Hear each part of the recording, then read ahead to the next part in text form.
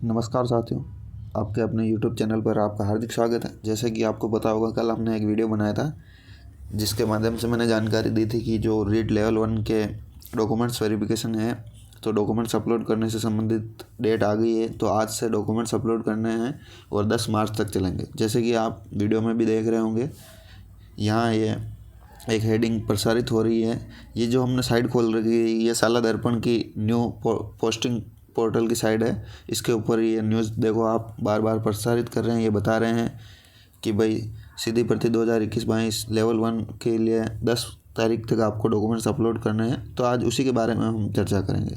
तो चलिए, ये हमने साइट खोल रखी है, तो इसके ऊपर से हम देखते हैं सबसे पहले कि इन्होंने इम्पोर्टेंट इन्फॉर्मेशन डाली हुई है आपके लिए कि भाई फॉर्म भरने से पहले आपको क्या जानना ज़रूरी है। तो उसी के बारे में हम देखते हैं।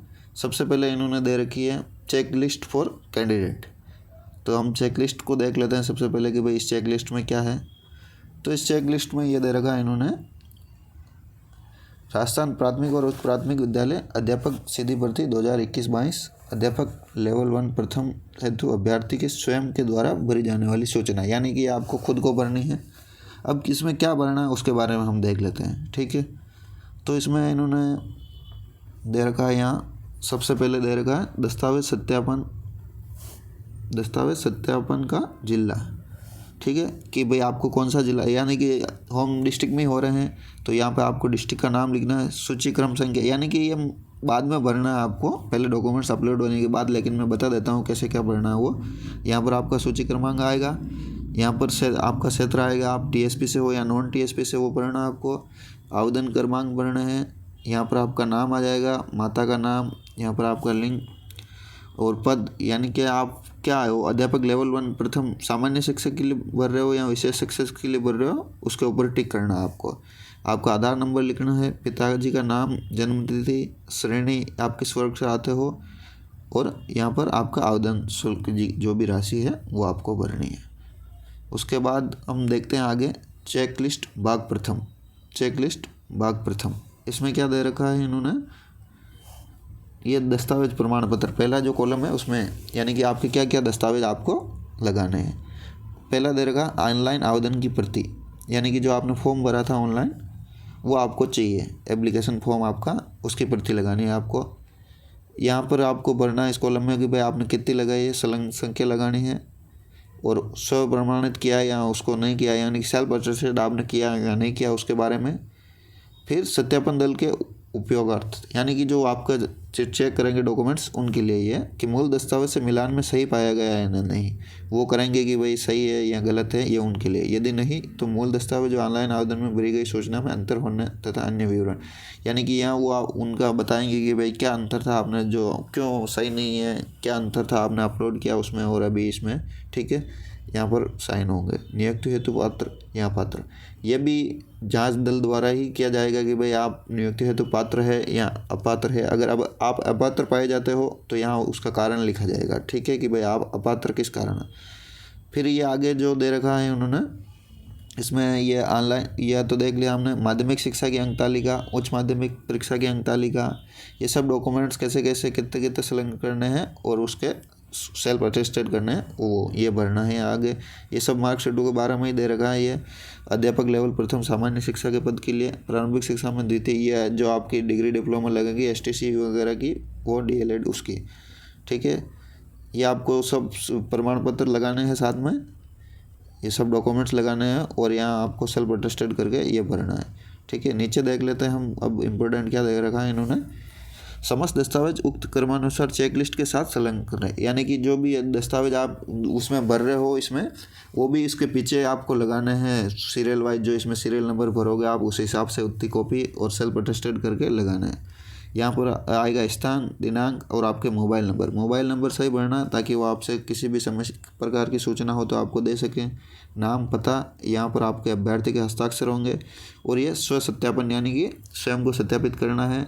आपका नाम, पिताजी का नाम, उम्र, जाति, निवास, व्यवसाय, और यहाँ आएगा सत्यापित करता हूँ कि उक्त अनुसार प्रस्तुत समस्त दस्तावेज प्रमाण पत्र मेरी जानकारी और निष्ठा के अनुसार सही है, इसमें मैंने कोई तथ्य नहीं छिपाया है, तथ्यों में किसी प्रकार की भिन्नता के लिए मैं स्वयं जिम्मेदार हूँगा, ठीक है। ये स्वयं सत्यापित करके यहाँ पर अभ्यर्थी के खुद को हस्ताक्षर करना है।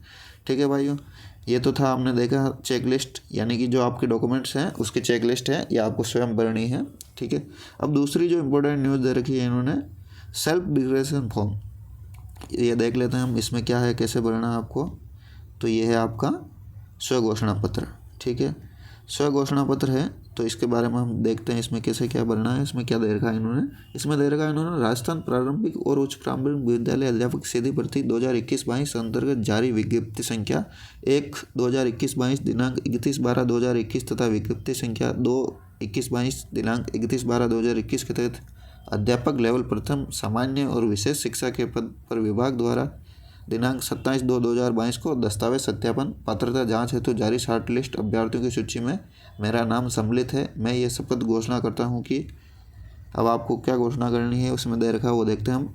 मैं स्वयं द्वारा तथा मेरे पूर्वज राजस्थान राज्य के मूल निवासी, यानी कि भाई आप राजस्थान के मूल निवासी है नहीं है, उसके ऊपर है पहला पॉइंट, पहला बिंदु दे रखा है। जो दूसरा पॉइंट है, उक्त भर्ती अंतर्गत विधवा विवाहित विच्छिन्न परित्यक्त श्रेणी से आवेदन कर मांग, यानी कि आपने किसी स्पेशल कैटेगरी से भरा हो, विधवा हो, डिवोर्स, तो वो आपको श्रेणी लिखनी है, आपका आवेदन कर मांग लिखना है और दिनांक लिखनी है यहाँ।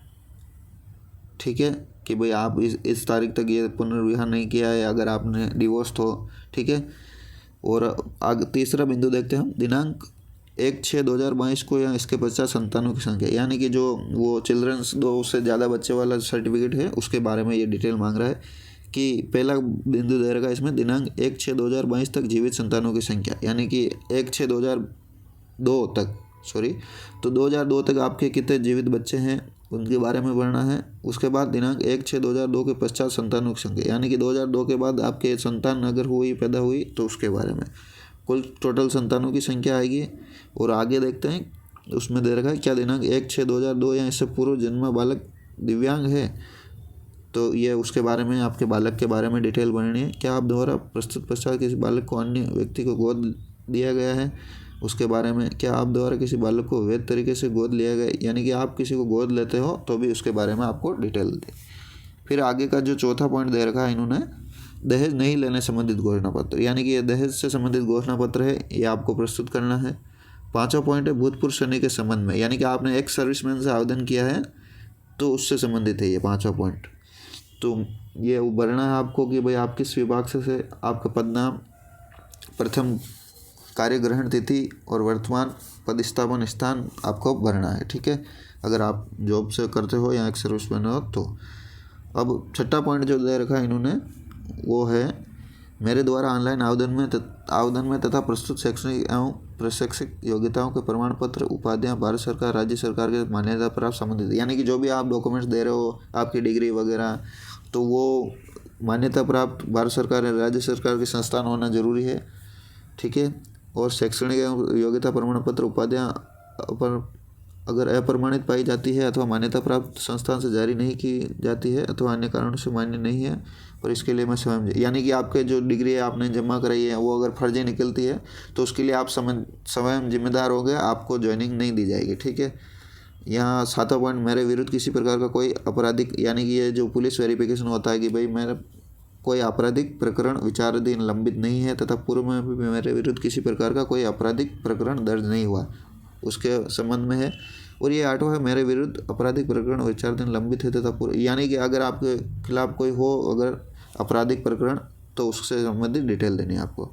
ठीक है, फिर यहाँ पर आगे यहाँ स्थान दिनांक आ जाएगी, यहाँ अभ्यर्थी का हस्ताक्षर, नाम और आपकी आवेदन संख्या, ये वापस वही स्वयं द्वारा सत्यापित करना है और ये आपको भरना है पूरा। इसमें आगे जो देखते हैं हम वो दे रखा है डायरेक्शन फॉर कैंडिडेट, यानी कि फॉर्म भरने के लिए आपको क्या क्या दिशा निर्देश हैं, वो दिशा निर्देश ये भी देख लेते हैं हम। ये दिशा निर्देश की नोटिफिकेशन इन्होंने अलग से दी थी, उसके बारे में भी हम चर्चा कर लेते हैं। ये पहले तो इन्होंने विज्ञप्ति के बारे में दे रखा है कि भाई क्या क्या है, कौन सी डेट है। ठीक है, अब इसके मेन हम पात्रता जांच है तो सूचीबद्ध किए दिशा निर्देश देख लेते हैं हम। पहला पॉइंट इन्होंने दिया है, राजस्थान प्राथमिक और उच्च प्राथमिक विद्यालय सीधी भर्ती के हेतु आपको डबल सूचीबद्ध किया, मतलब 2 गुना कट ऑफ लिस्ट जारी की गई है और इसमें दे रखा है कि चयन हेतु विचार किया, मतलब यह आप यूँ मत समझ लेना है कि भाई आपका इस सूची में नाम आ गया तो आप अध्यापक बन गए हो। आपके सारे डॉक्यूमेंट सही होने के बाद भी ये विचार करेंगे और आप कुछ कमी पेशी नहीं पाई जाती है तो ये आपको अंतिम रूप से चयन करेंगे, तभी आप मास्टर बनोगे। ठीक है। दूसरा पॉइंट इन्होंने दे रखा है, अभ्यर्थियों की पात्रता जांच संबंधित कार्य सलाह दर्पण के, यानी कि ये जो साइट दे रखी है इन्होंने, इसके माध्यम से आपका ये पूरी प्रोसेस होगी। ठीक है। प्रत्येक अभ्यर्थी को, तीसरा पॉइंट है, प्रत्येक अभ्यर्थी को सलाह दर्पण पर प्रत्येक आवेदित पद के लिए पृथक रजिस्ट्रेशन करना अनिवार्य है। यानी कि आपने एक से अधिक पोस्ट के लिए आवेदन करना चाहते हो तो आपको अलग अलग पत्र भरना पड़ेगा। रजिस्ट्रेशन की प्रक्रिया से संबंधित यूजर मैनुअल लिखित वीडियो के रूप में उपलब्ध, यानी कि और आपको रजिस्ट्रेशन कैसे करना है उसके संबंधित वीडियो भी आपको वहाँ मिल जाएंगे। चौथा पॉइंट है, अभ्यर्थी को उनके द्वारा ऑनलाइन आवेदन में भरे गए मोबाइल नंबर तथा ईमेल पते पर एसएमएस व ईमेल के माध्यम से आवश्यक सूचनाएं प्रेरित की जाए। यानी कि जो आप मोबाइल नंबर और ईमेल डालोगे वो आप बिल्कुल सही डालना, ताकि आपको टोटल जो भी जानकारी है इससे संबंधित वो आपको मोबाइल नंबर और ईमेल के माध्यम से ही मिलेगी। ठीक है। आगे का पॉइंट हम देखते हैं। पांचवा जो पॉइंट दिया है इन्होंने, पांचवा पॉइंट है, पंजीकरण के उपरांत अभ्यर्थी द्वारा अपने दस्तावेज स्कैन, यानी कि आपको पीडीएफ फाइल प्रत्येक दस्तावेज के लिए अधिकतम 200 KB यानी कि पीडीएफ में अपलोड करना है और 200 KB के होने चाहिए। ठीक है। और सलाह दर्पणों पर अपलोड करना। दस्तावेज सत्यापन शॉर्ट लिस्ट अभ्यर्थियों के लिए अभ्यर्थी दिनांक 5/3/2022 से 10/3/2022 तक उपरोक्त पोर्टल पर रजिस्ट्रेशन करवाते हुए अनिवार्य रूप से वांछित दस्तावेज अपलोड कर, यानी कि 5/3/2022 से 10/3/2022 तक आपको पोर्टल पर रजिस्ट्रेशन करके आपके डॉक्यूमेंट्स अपलोड करने अनिवार्य है। जो छठा बिंदु है उसमें देखें हम, संबंधित जिला शिक्षा अधिकारी द्वारा चयनित दस्तावेज सत्यापन पात्रता जांच हेतु पोर्टल पर स्थान तिथि का निर्धारण किया जाएगा। यानी कि ये जांच है तो आपको इसी पोर्टल पर वापस जानकारी मिलेगी कि भाई आपकी तिथि और स्थान कहाँ मिलता है आपको वो। ठीक है। सारी जानकारी आपको इसी पे मिलेगी। सातवां पॉइंट है, सूचीबद्ध किए गए अभ्यर्थी को विचाराधीन सूची में अभ्यर्थी के नाम के आगे अंतिम कॉलम में अंकित जिले शिक्षा अधिकारी प्रारंभिक शिक्षा कार्यालय द्वारा निर्धारित दिनांक को समस्त मूल दस्तावेज और संलग्न चेक लिस्ट को भरकर उपस्थित होना अनिवार्य। यानी कि पहले आपको डॉक्यूमेंट्स अपलोड करने, फिर आपको वो स्थान बताएगा और तारीख बताएगा, तो उस स्थान और तारीख को आपको आपके समस्त मूल दस्तावेज और जो चेकलिस्ट अभी बताई थी आपको हाथों से भरनी थी वो भरकर लेकर जानी है और आपको उपस्थित होना है उस दिनांक को, और जो भी आपको स्थान बताया जाए उस पर मूल दस्तावेज लेकर आपको उपस्थित होना है।